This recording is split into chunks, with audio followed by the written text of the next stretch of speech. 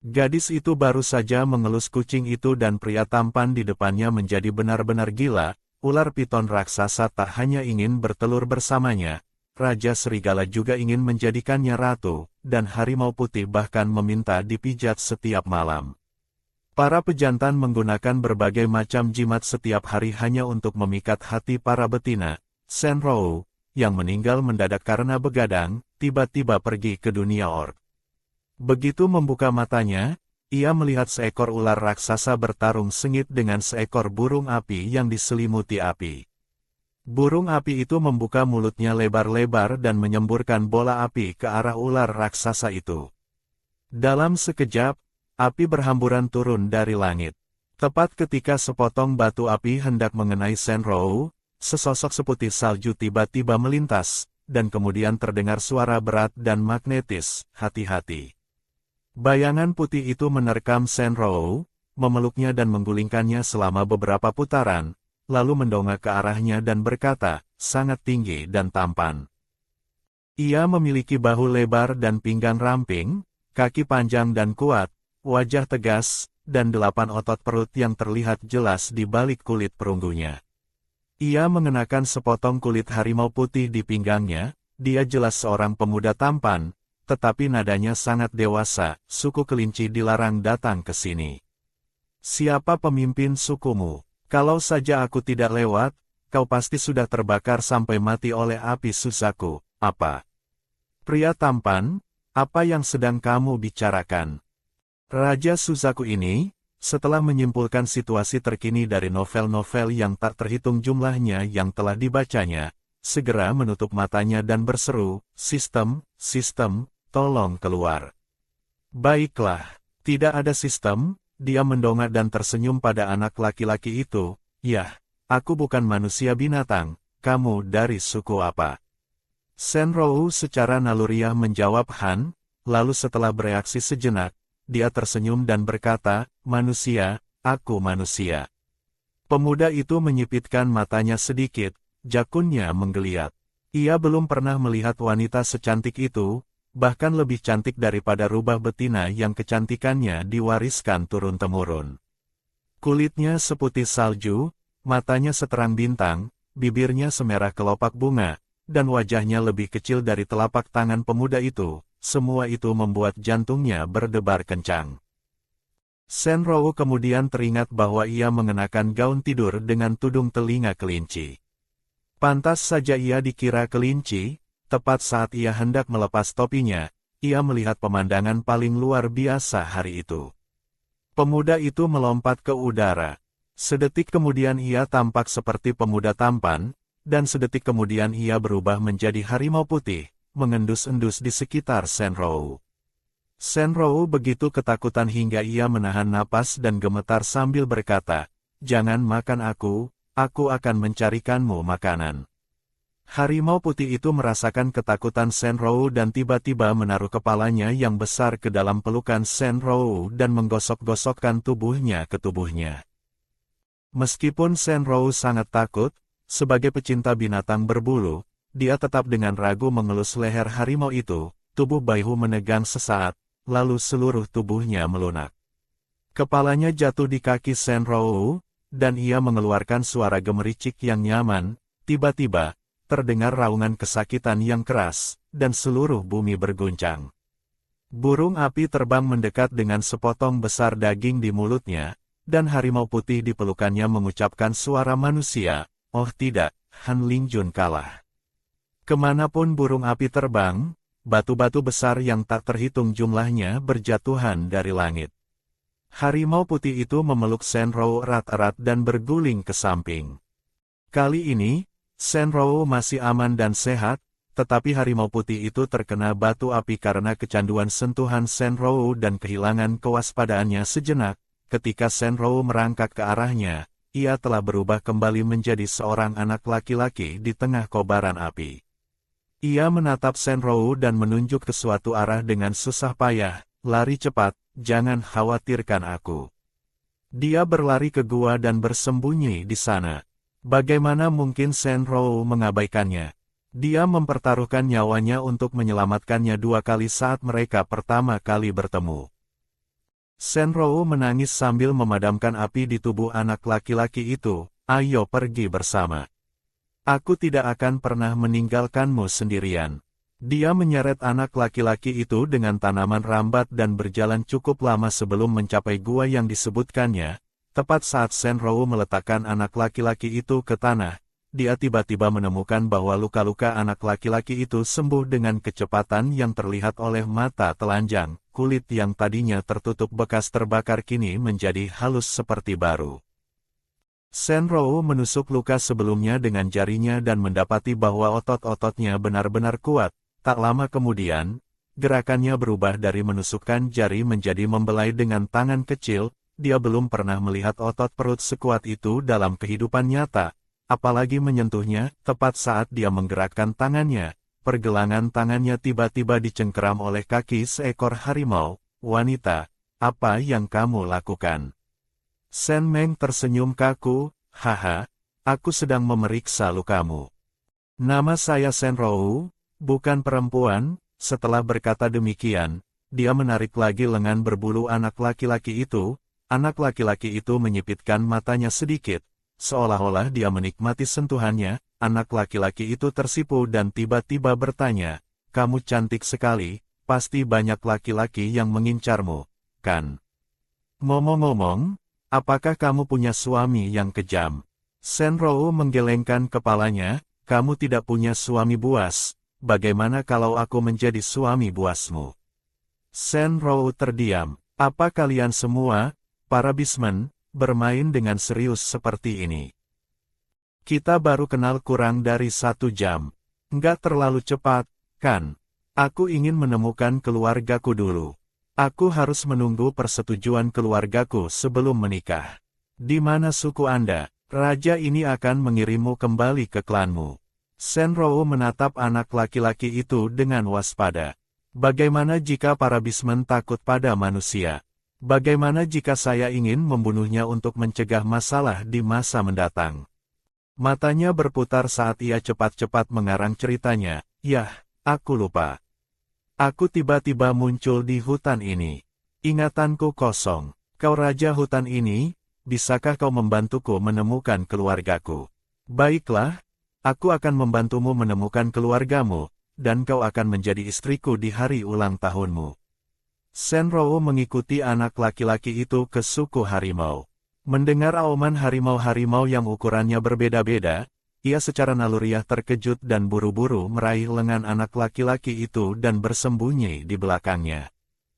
Pemuda itu menyipitkan mata harimaunya dan berbisik, jangan takut. Kami, harimau, tidak akan menyakiti betina yang lemah. Pada saat ini, seekor harimau besar bergaris kuning dan hitam bergegas mendekat dan menatap Senrou dengan mata menyipit. Pemuda itu merangkul bahu Senrou dan berkata, katakan pada suku itu bahwa dia adalah putri masa depanku, dan tak seorang pun boleh bersikap kasar padanya. Raungan harimau terdengar silih berganti, dan hampir 100 ekor harimau berhamburan keluar. Mereka semua adalah anak-anak harimau kecil, yang menatap Senrou dengan rasa ingin tahu dan mengendus-endus kakinya. Suara anak itu berkata, cantik sekali. Baunya harum sekali. Dia adalah seekor kelinci kecil yang putih dan cantik.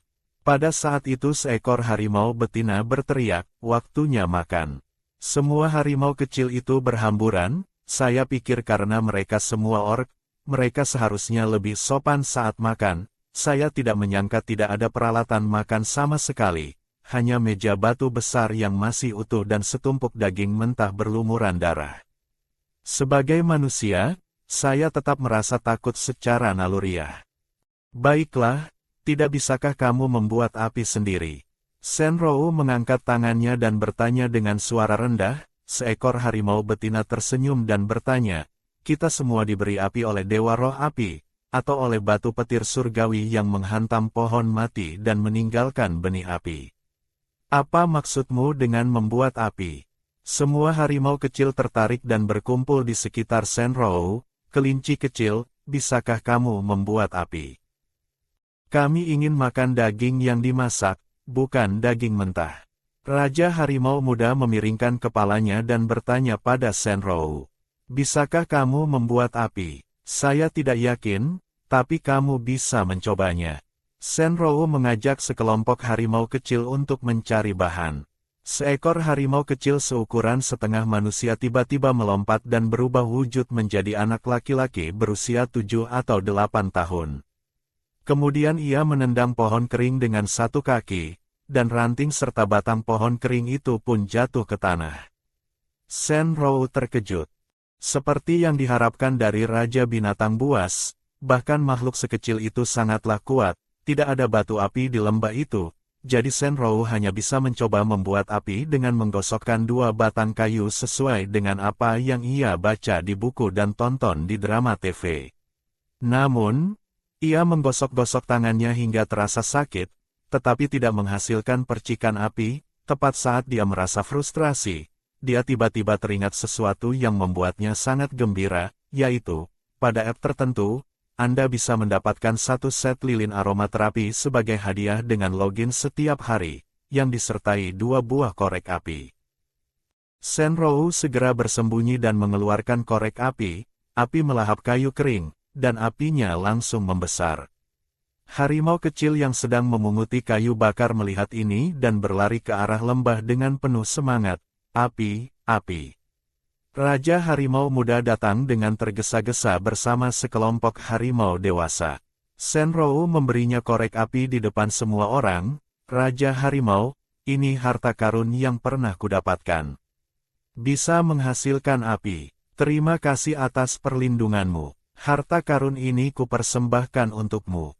Raja Harimau mengambil korek api dan berkata dengan lantang kepada sukunya, Citu telah memberikan kontribusi besar dengan mempersembahkan harta karun ini.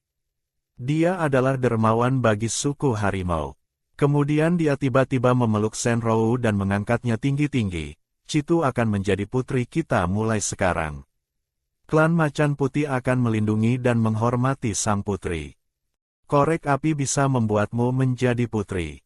Nilai putri harimaumu terlalu rendah, karena mereka punya api. Klan Macan Putih mengadakan pesta api unggun besar dan akhirnya makan barbeque.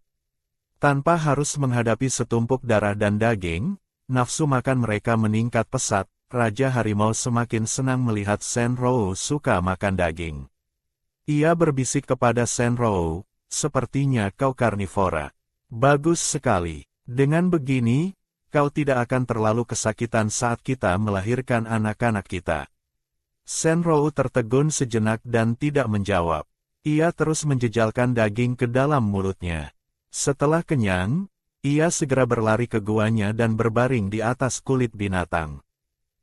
Raja Harimau tiba-tiba muncul di pintu masuk gua dan bertanya, kelinci kecil, bolehkah aku tidur di guamu? Senrou terlonjak kaget, tentu saja tidak. Aku tidak ingin punya bayi denganmu sekarang.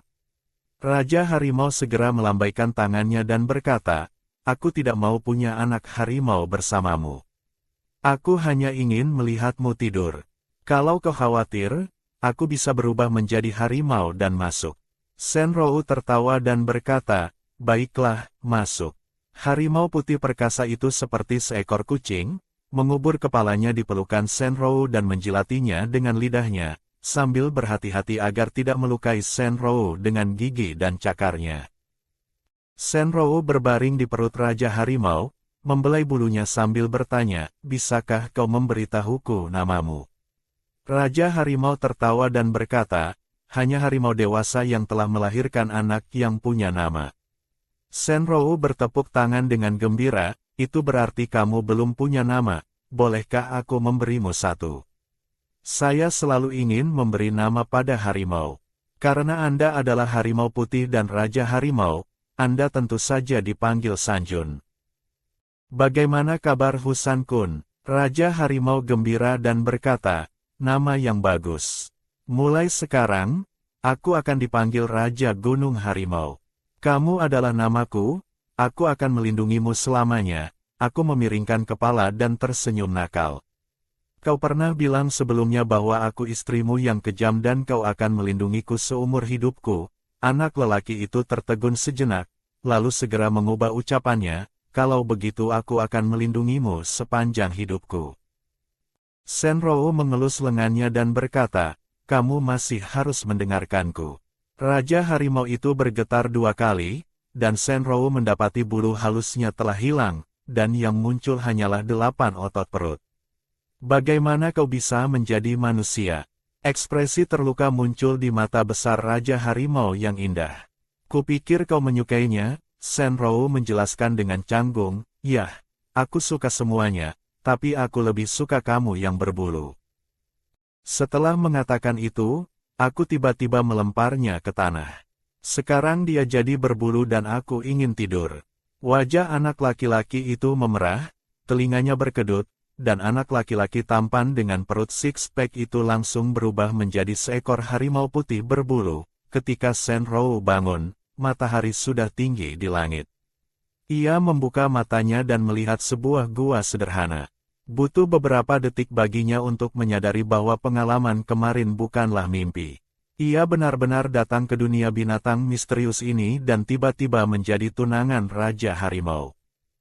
Anak laki-laki itu tidak terlihat, jadi ia bertanya kepada seekor harimau betina bernama Hong dan mengetahui bahwa ada serigala di hutan selatan. Raja memimpin tim harimau untuk mengusir mereka, sementara yang lain pergi mencari air. Kemudian Hong juga menjelaskan kepada Senrou tentang masalah Tuan Huoling dan Tuan Hanling.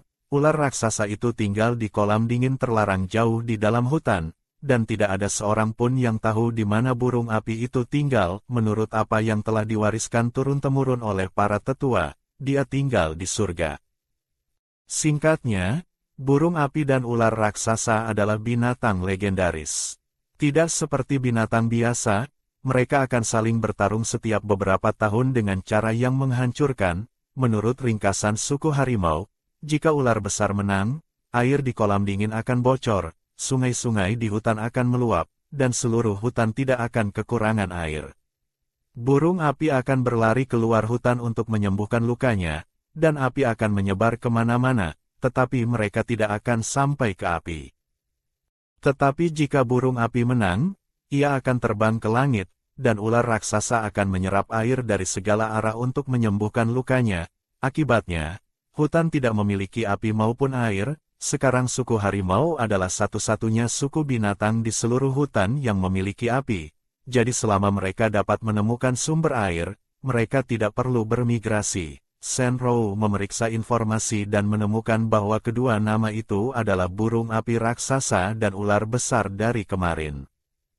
Kemarin, Dewa Roh Api memenangkan pertempuran, dan sekarang mereka tidak memiliki sumber api. Dewa Roh Dingin kalah dalam pertempuran, dan sekarang mereka tidak memiliki sumber air.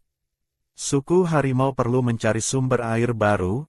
Hong memberitahu Senrou bahwa sebagai ratu suku harimau, dia harus memimpin harimau betina untuk melaksanakan misi. Senrou langsung menyetujuinya. Setelah meninggalkan lembah, semua harimau betina berubah wujud menjadi harimau.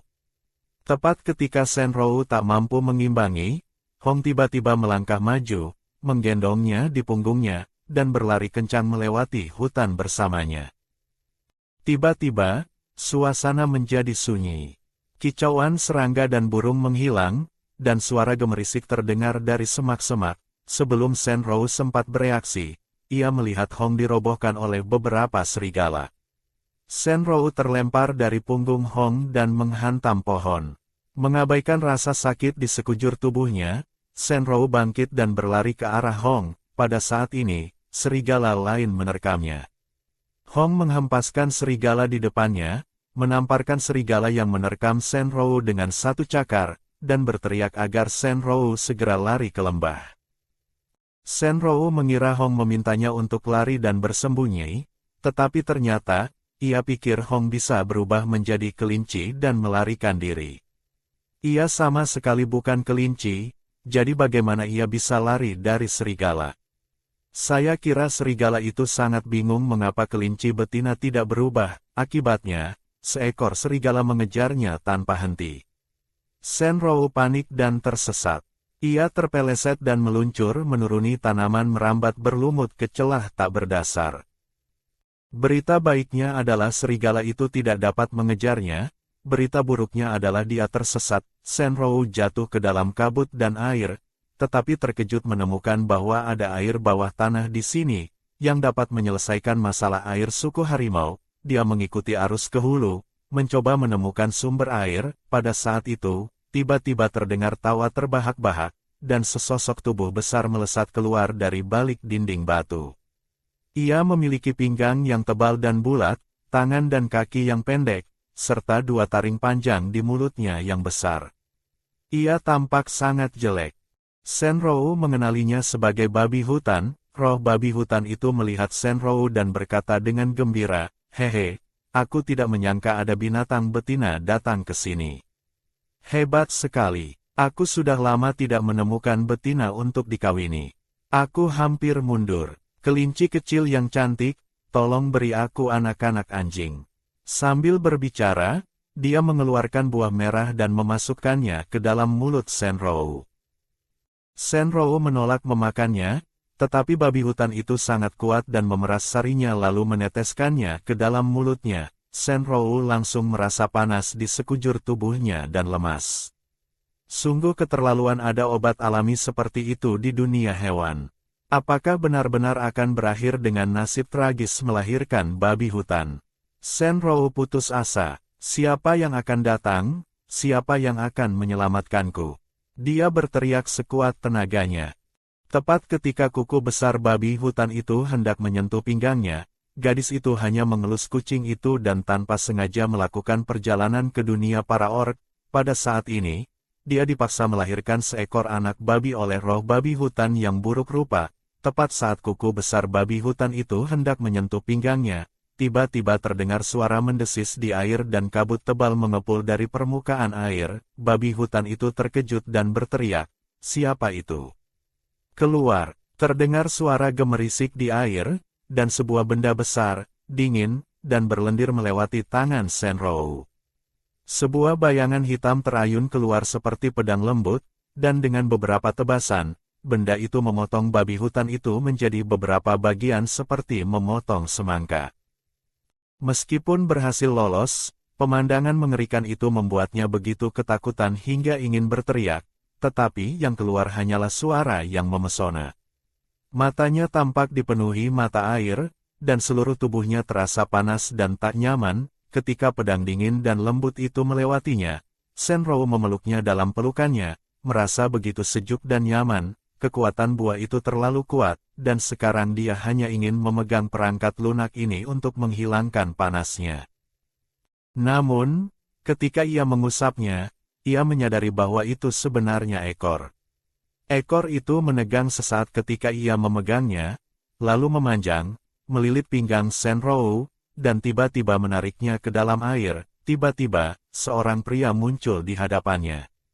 Dia adalah pria paling mirip manusia yang pernah dilihat Shenrou sejak ia berkelana ke dunia binatang, wajah yang sangat tampan, dengan mata bunga persik yang menawan, bibir merah marun, dan tanda warna solid kecil di dahi.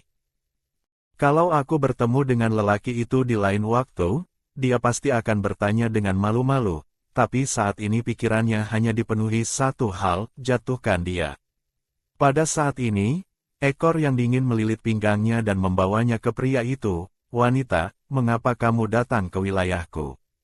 Shenrou tidak menjawab, tetapi langsung menciumnya. Rasa dingin menjalar dari mulutnya ke perut dan seluruh tubuhnya, namun tidak hanya gagal meredakan panas dan rasa sakitnya, tetapi malah membuatnya menginginkan lebih.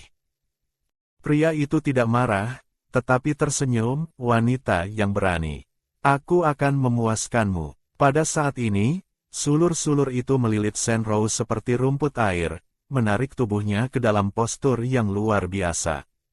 Ia memeluk Shenrou, "Kamu sangat cantik. Wanita, tinggallah di istanaku yang abadi dan jadilah istriku yang buas." Shenrou tak bisa menjawab. Ia linglung dan tak tahu sudah berapa lama waktu berlalu. Ia pikir ia akan tenggelam. Ketika ia membuka matanya lagi, ia mendapati dirinya tertidur di ranjang yang sangat indah. Kepala tempat tidur dan dindingnya dihiasi mutiara berkilauan dan permata warna-warni, dan ia diselimuti gaun tidur sutra. Memikirkan kejadian dalam mimpi itu, mukaku tiba-tiba memerah. Itu bukan mimpi. Aku benar-benar menjatuhkan diri pada laki-laki asing. Dia melihat sekeliling dengan panik, tetapi tidak ada siapa-siapa di sana. Hebat, dia lari cepat. Namun setelah berlari beberapa langkah, ekornya melilit pinggangnya, dia mengangkat sudut mulutnya sedikit, memperlihatkan senyum nakal dan arogan. Wanita, kau ingin melarikan diri setelah memakanku sampai bersih. Pada saat ini, Shenrou dapat melihat dengan jelas bahwa apa yang melilitnya bukanlah ekor, tetapi ekor ular dengan sisik hitam dan emas. Shenrou sangat ketakutan hingga dia berteriak, "Ada ular!" Ekornya tiba-tiba menghilang, dan pria itu menangkapnya dengan tangannya. Ekspresinya serius, "Kau takut padaku?" Shenrou menggelengkan kepalanya, "Aku tidak takut padamu, aku hanya takut ular." "Di mana ularnya?" Pria itu memeluknya dan tiba-tiba melompat kembali ke tempat tidur lipat yang indah itu. "Apa yang sedang kamu lakukan? Turunkan aku sekarang." Pria itu tersenyum jenaka dan mengangkat dagunya, "Kamu begitu antusias ingin menelanjangiku tadi malam, dan hari ini aku hanya membalas budi." Sambil berkata demikian, dia mulai menanggalkan pakaian Shenrou. Tepat saat pakaianku robek dan aku berusaha menghindarinya, tiba-tiba aku merasa pusing. Seluruh tubuhku menjadi lemas dan lemah, dan aku merasa seperti tenggelam dan tercekik. Secara naluriah dia memeluk erat lelaki itu dan berkata dengan panik, "Selamatkan aku tidak bisa berenang." Pria itu menikmati pelukan gadis itu. Gadis kecil itu memiliki aroma yang ringan, tanpa bau binatang. Dia penuh dengan rasa ingin tahu dan cinta terhadap Shenrou, dan merasa bahwa memeluknya seumur hidup tidaklah cukup. Namun saat dia melihat matanya terpejam dan dia tidak sadarkan diri, dia tiba-tiba panik. Ini adalah perasaan yang belum pernah dialaminya sebelumnya, seolah-olah dia takut harta paling berharga di dunia akan rusak. Dia bergumam pada dirinya sendiri, "Kamu bukan suku air." Bibir pria itu tiba-tiba menutupi bibirnya, dan sebutir manik dikirim jauh ke tenggorokannya. Yang terjadi selanjutnya adalah ciuman penuh gairah dan mendominasi. Shenrou terbangun kaget dan meniup beberapa gelembung. Ia mendapati dirinya bisa melihat dengan jelas di kejauhan di dalam air dan bisa mengendalikan aliran air dengan menggerakkan tangannya. "Ada apa dengan saya? Mengapa air mendengarkan saya?" Tiba-tiba terdengar suara wanita lembut dari telingaku. "Sang guru memberimu salah satu ramuan batinnya." Shenrou terkejut dan membenamkan dirinya dalam pelukan pria itu seperti boneka beruang. Lalu buru-buru bertanya, "Siapa yang baru saja bicara?" Ruangan itu bergetar pelan, seolah-olah ada makhluk hidup yang mengeluarkan suara. "Ini aku, Nyonya Kerang." Ruangan ini benar-benar hidup, dan Shenrou dapat memahami bahasa makhluk bawah air. Lalu dia merasa sangat malu dan bertanya, "Apakah kamu melihat semuanya ketika kita melakukan itu tadi malam?" Wanita itu tidak mengatakan apa-apa, tetapi pria itu berkata, "Jadi apa kalau kamu melihatnya?" Kuda betina kecil, ini jelas merupakan hal yang sangat membahagiakan. Shenrou berpikir dalam hati, dia adalah manusia, berbeda dari kalian binatang. Melihat Shenrou tidak menjawab, dia menciumnya dengan keras lagi. Kali ini, Shenrou, yang sudah bangun, melihat dengan jelas bahwa lidahnya memang bercabang. Ia segera menyadari bahwa ia bereaksi. Dari perut hingga anggota tubuhnya, ia merasa hangat dan lembut. Ia bertanya dengan tergesa-gesa, "Apakah racun dari buah kemarin belum hilang?" Pria itu mencibir, "Itu cuma sepotong buah. Aku tentu saja membantumu menghilangkan efek obat tadi malam." "Apa? Wahai gadis kecil, yang tidak puas dengan apa yang terjadi tadi malam." Shenrou cemas dan marah, "Lalu mengapa aku masih seperti ini?" Jari-jari lelaki itu perlahan-lahan meluncur di wajahnya, "Karena di tubuhmu ada ramuan batinku." "Wanita kecil, kamu tidak tahu sifat ular, bukan?" Mata Shenrou tiba-tiba melebar, "Kamu adalah ular air emas hitam." Sisik hitam dan emas muncul di punggung tangan pria itu. Tak berdaya, Han Linjun berbaring di atas tempat tidur kerang siang dan malam. Ia tak tahu sudah berapa lama. Saat ia lapar, Suikau membawakannya buah pecah berwarna kemasan. Setelah memakannya, ia merasa hangat dan ingin tidur. Han Linjun tertawa tak berdaya, bodoh, ini buah emas yang hanya dimiliki roh rubah ini. Memakan satu buah setara dengan 100 tahun berlatih. Mulailah berlatih. Shenrou tercengang, apa maksudmu dengan berlatih? Bagaimana cara berlatih? Han Linjun mengangkat alisnya yang tampan dan berkata, aku akan mengajarimu. Setelah berlatih, kau bisa membunuh binatang kecil seperti babi hutan hanya dengan satu jari. Hal ini membuat Shenrou bersemangat. Lagi pula, melindungi dirinya sendiri di dunia binatang adalah masalah besar. Ia tidak ingin bergantung pada orang lain lagi. Setidaknya ia tidak akan ditangkap dan dibantai hidup-hidup oleh manusia binatang, tetapi metode yang diajarkan Han Linjun adalah kultivasi ganda. Pada hari ketika Han Linjun sedang menyendiri, panggilan minta tolong datang dari Bang Niang. Biasanya, dia tidak akan keluar bahkan jika langit runtuh. Dia adalah ular piton spiritual yang akan berubah menjadi naga, dan umur hidupnya akan sepanjang langit dan bumi. Tetapi burung api yang menyebalkan itu tidak berani masuk ke dalam air, namun kini ia panik karena si betina kecil masih tertidur di dalam perut induk kerang. Ia berkelebat dan muncul di samping hamparan kerang. Shenrou demam tinggi dan tubuhnya terasa seperti terbakar. Han Linjun buru-buru mengirimkan energi spiritualnya, tetapi demamnya malah naik, bukannya turun. Kepanikan muncul di wajahnya untuk pertama kalinya. Ia menggendong Shenrou, ingin menggunakan tubuhnya untuk mendinginkannya, dan sekaligus meminta Bang Niang untuk segera menemukan Guizhou dan kembali ke Istana Lin, tetapi Guizhou memiliki praktik pengobatan ribuan mil jauhnya, jadi Han Linjun memutuskan untuk pergi dan membawa Guizhou kembali sendiri. Saat itu, Shenrou sedang menderita sakit yang luar biasa. Kekuatan di tubuhnya meledak tak terkendali. Ia mengepalkan tinjunya dan kekuatan yang sangat dahsyat melesat ke segala arah, membuat Bang Niang pingsan. Shenrou melompat dari tempat tidur sambil mengusap perutnya, tetapi melihat 3 benda bulat kecil di tengah tempat tidur, dengan cahaya yang berkelap-kelip di dalamnya. Ia mengulurkan tangan dan menyentuh benda-benda itu, dan benda-benda itu terasa hangat, seperti makhluk hidup. Mungkinkah ramuan batin Han Linjun keluar dari tubuhnya? Pada saat ini, saya mendapati lingkungan sekitar sudah tenang dan itu adalah waktu yang tepat untuk melarikan diri. Berpikir kembali ke saat terakhir dia melarikan diri dan dihukum berat sepanjang malam. Dia tidak ingin menjadi budak binatang Han Linjun di dalam air selama sisa hidupnya.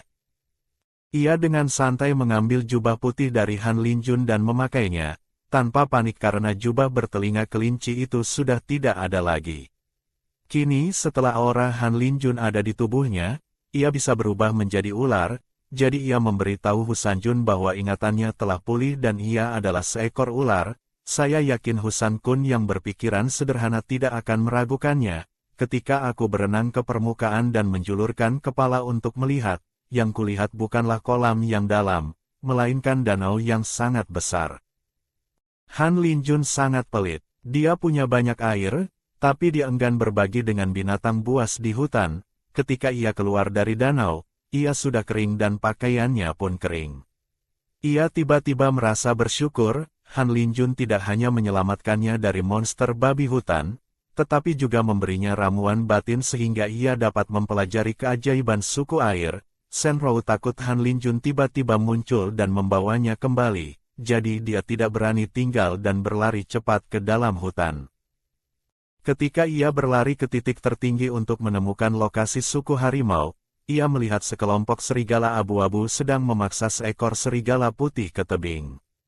Dalam keadaan normal, ia pasti tidak akan ikut campur, tetapi kelompok serigala abu-abu inilah yang menyebabkan ia bertemu dengan roh babi hutan, jadi ia memutuskan untuk memberi pelajaran kepada serigala-serigala abu-abu ini. Serigala putih itu tampak berusia sekitar 18 atau 19 tahun.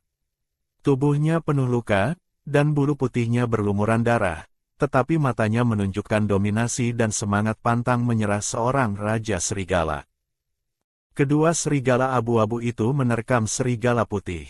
Serigala putih itu hanya bisa mundur, tetapi ada jurang yang dalam di belakangnya. Pada saat itu, Shenrou mencengkeram tanaman merambat itu dengan satu tangan dan mengayunkannya ke bawah.